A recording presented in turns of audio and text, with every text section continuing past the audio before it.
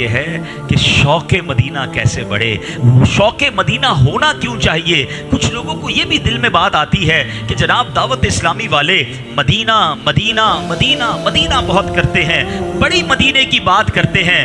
مجھے بتانا یہ ہے، آج بیان میں عرض یہ کرنا ہے کہ مدینے سے محبت نہ کی جائے تو پھر محبت کس سے کی جائے، مدینے جانے کی بات نہ کی جائے تو کدھر جانے کی بات کی جائے۔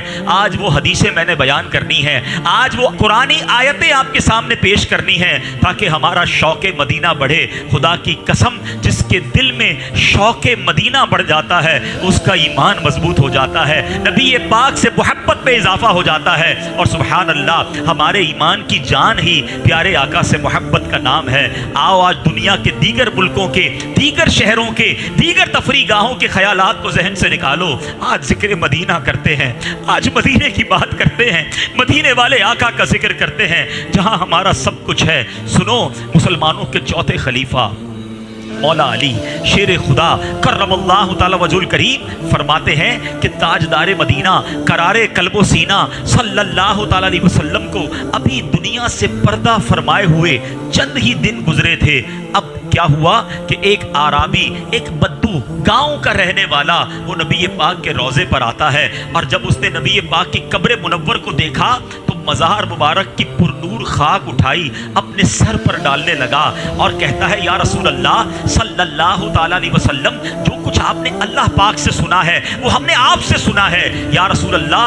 اللہ پاک فرماتا ہے، پھر اس آرابی نے، اس بدو نے یہ قرآن پاک کی آیت پڑھی۔ سنو رب قرآن میں کیا فرماتا ہے، بسم اللہ الرحمن الرحیم، وَلَوْ أَنَّهُمْ إِذْ ظَلَمُوا أَنفُسَهُمْ جَاءُوكَ فَاسْتَغْفَرُوا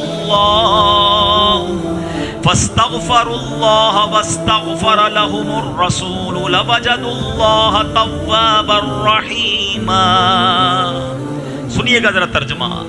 اور اگر جب وہ اپنی جانوں پر ظلم کریں، اے محبوب تمہارے حضور حاضر ہوں اور پھر اللہ سے معافی چاہیں اور رسول ان کی شفاعت فرمائے تو ضرور اللہ کو بہت توبہ قبول کرنے والا مہربان پائیں۔ اس عربی نے نبی پاک کے روضے کے پاس آ کر اپنے سر پر خاک ڈالی، کہتا حضور آپ نے اللہ سے سنا، ہم نے آپ سے سنا، رب نے قرآن میں یہ فرمایا ہے، اور اب کہتا ہے حضور میں نے اپنے اوپر ظلم کر دیا ہے، میں نے گناہ کر دیے ہیں، آپ کی بارگاہ بے کسبانہ میں حاضر ہو گیا ہوں تاکہ اب آپ میرے لیے دعائیں مغفرت کر دیں، حضور آپ میرے لیے استغفار کر دیں۔ سنو سنو، مولا علی کہتے ہیں قبر منور سے آواز آتی ہے قد غفر لک، اللہ نے تیرے گناہ بخش دیے ہیں۔ اعلیٰ حضرت کا شعر کئی بار سنا ہوگا، آؤ اعلیٰ حضرت کی شاعری کتنی خوبصورت ہے، کیسے قرآن کی آیتوں کی طرف اشارہ فرماتے ہیں۔ میرے اعلیٰ حضرت لکھتے ہیں مجرم بلائے آئے ہیں جاؤ کا ہے گواہ، یہ کون سا جاؤ کا ہے؟ وَلَوْ أَنَّهُمْ إِذْ ظَلَمُوا أَنفُسَهُمْ جَاءُوكَ، یہ قرآن کی اس آیت کی طرف اشارہ ہے۔ حضور ہم آئے نہیں ہیں، ہمیں تو قرآن نے بتایا ہے کہ اپنی جانوں پر ظلم کرو تو محبوب کے در پر چلے جاؤ۔ آقا ہم تو بلائے گئے ہیں، ہمیں راستہ بتایا گیا ہے۔ اعلیٰ حضرت نے یہی بات ایک اور شعر میں کہی ہے نا، فرماتے ہیں وہی رب ہے جس نے تجھ کو ہم تن کرم بنایا، ہمیں بھیک مانگنے کو تیرا آستہ بتایا، تجھے حمد ہے خدایا۔ تو اعلیٰ حضرت کہتے ہیں مجرم بلائے آئے ہیں جاؤ کا ہے گواہ، پھر رد ہو کب یہ شان کریموں کے در کی ہے، مل کر بینی سہانی صبحوں میں ٹھنڈک جگر کی ہے، کلیاں کھلی دلوں کی ہوا یہ کدھر کی ہے۔ یہ ایک واقعہ نہیں، یہ کرم نوازی جاری ہے۔ آنکھ والا تیرے جوبن کا تماشا دیکھے، آنکھ چاہیے یہ جلوہ دیکھنے کے لیے، عشق والی آنکھ چاہیے، آنکھ والا تیرے جوبن کا تماشا دیکھے، دیدہ کور کو کیا آئے نظر، क्या देखे। सुनो, अल्लामा इब्ने जौजी रहमतुल्लाहि तआला अलैह ने उयूनुल हिकायात में भी एक रिवायत नकल की। आप कहते हैं मोहम्मद बिन हर्ब हिलाली बयान करते हैं, एक मर्तबा रोज़े रसूल पर मैं हाजिर था। मैंने देखा कि एक दरबार में एक विलेज, एक गांव से रहने वाला आराबी आया। हुजूर अनवर अलैहिस्सलाम की बारगाह में अर्ज़ करता है, हुजूर आप पर जो सच्ची किताब अल्लाह ने नाजिल फरमाई है उसमें रब ये फरमाता है, उसने भी ये आयत पढ़ी, वलौ अन्नहुम इज़ ज़लमू अनफुसहुम जाऊका फस्तगफरुल्लाह वस्तगफर लहुमुर रसूलु लवजदुल्लाह तव्वाबर रहीमा। कहता है हुजूर, मेरे आका, मैंने अपनी गुनाहों की माफी के लिए आपके दरबार में आया हूँ, आपको अल्लाह पाक की बारगाह में अपना शफी बनाता हूँ, गवाह बनाता हूँ। ये कहकर वो आशिक रसूल आराबी रोने लगा और उसकी ज़बान पर जो शेर जारी हुए, क्या मोतियों की तरह अल्फाज हैं, जरा शेर सुनो। वो कहता, या खैर मन दुफिनत बिलक़ाई अअज़मुहु फताब बिन तीबिहिन्न अलक़ाउ वल अकमी रूहिल फ़िदाउ लिक़ब्रि अंत साकिनुहु फ़ीहिल इफ़ाफ़ु व फ़ीहिल जूद वल करम। कहते हैं, ए बेहतरीन ज़ात का मुबारक वजूद इस जमीन में दफन किया गया है, उसकी उम्दगी और पाकीज़गी से मैदान और ये टीले भी मुअत्तर हो गए। मेरी जान फिदा हो इस कब्र मुनव्वर पर जिसमें हुजूर आप आराम फरमा है, जिसमें पाक दामनी सखावत और अफ़्व करम का बेशबहा खजाना है। वो आशिक रसूल जो थे बहुत देर तक रोते रहे, गुनाहों की माफ़ी मांगते रहे, अश्कबार आंखों से रुखसत हो गया। हज़रत मोहम्मद बिन हर्ब हिलाली कहते हैं, मैं सोया तो ख्वाब में नबी पाक अलैहिस्सलाम की ज़ियारत से शरफ याब हुआ। मेरे आका ने मुझसे फरमाया, आका कहते उस आराबी से मिलो जो रो रहा था ना, जो आयत पढ़ रहा था ना, मेरे रोज़े पर आया था, उसे ये खुशखबरी सुना दो, अल्लाह पाक ने मेरी शफाअत की बरकत से तेरी मग़फ़िरत फरमा दी है। मेरे प्यारे इस्लामी भाइयों, ये करम आज भी जारी है, बस बंदे का वो ताल्लुक दरकार है, वो इश्क दरकार है। वो शायर कहते हैं ना, सरगुज़िश्ते गम कहूँ किससे तेरे होते हुए, किसके दर पर जाऊं तेरा आस्ताना छोड़ कर। सुभान अल्लाह, मेरे आका अलैहिस्सलाम कैसे करीम हैं। जब दुनिया में आए तो रब्बे हबली उम्मती, उम्मती आपकी ज़बान पर था। जब दुनिया में तशरीफ फरमा रहे, उम्मत के गम में गमगीन रहा करते। जब ज़ाहिरी दुनिया से पर्दा फरमाया, तब भी रब्बी हबली उम्मती आपकी ज़बान में था।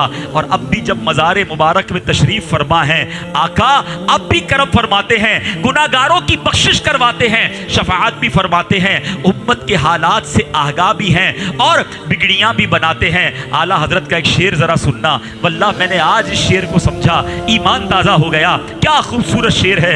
मेरे रज़ा कहते हैं, दुनिया मज़ार हश्र में जहाँ है गफूर है, दुनिया मज़ार हश्र में जहाँ है गफूर है, हर मंजिल अपने चाँद की मंजिल गफर की है। अब जरा शेर समझना, चाँद की कुछ मंजिलें होती हैं, आसमान के कुछ यूं समझिए स्टेजेस हैं।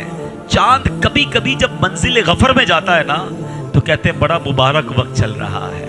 आलत कहते हैं दुनिया का चाँद तो कभी कभी गफर में जाता है, कभी कभी उस स्टेज में जाता है कि जब मुबारक वक्त शुरू होता है। मदीने का चांद मेरे आका वो हैं जिनकी हर मंजिल ही गफर की है, हर वक्त गफूर हैं। अरे दुनिया में थे, हमारी मगफिरत के लिए दुआ गो थे, मज़ार में हैं, आज हमारे लिए फिक्रमंद हैं। और जब महशर का दिन होगा, अपने उम्मतियों को तलाश करेंगे और उस दिन भी शफाअत करके मगफिरत फरमाएंगे। अब जरा इस शेर को सुनो कि कैसी मंजिल है आका की, कैसे गफूर हैं। मेरे रज़ा कहते हैं, दुनिया मज़ार हश्र जहाँ है गफूर है, हर मंजिल अपने चाँद की मंजिल गफर की है।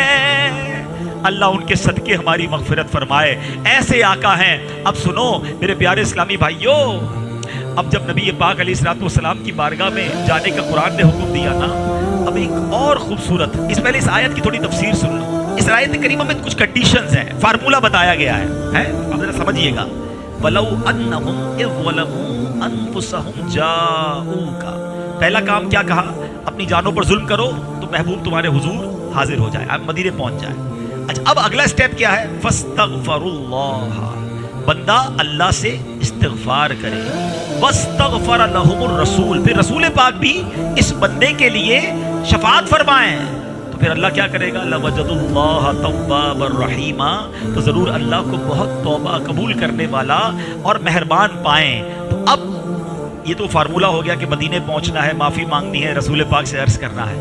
قرآن پاک میں ایک اور آیت ہے، اے ہائے ہائے، اب ذرا سنیے گا، آیت یہ ہے وَسَارِعُوا إِلَىٰ مَغْفِرَةٍ مِّن رَّبِّكُمْ وَجَنَّةٍ، ترجمہ ہے اور اپنے رب کی بخشش اور اس کی جنت کی طرف دوڑو، جلدی کرو۔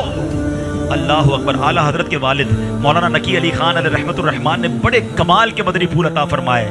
آپ کہتے ہیں کہ ان دونوں آیتوں کو ملا لو، ان دونوں آیتوں کو ملا دو۔ ایک آیت کہتی ہے گناہ ہو جائیں تو محبوب کے در پر جاؤ، دوسری آیت کہتی ہے کہ اللہ کی رحمت کی طرف دوڑو، اللہ کی بخشش کی طرف دوڑو۔ تو پتہ یہ چلا کہ جناب اللہ کی مغفرت کی طرف جب دوڑنا ہے تو مدینے جانے میں دیر نہیں کرنی ہے۔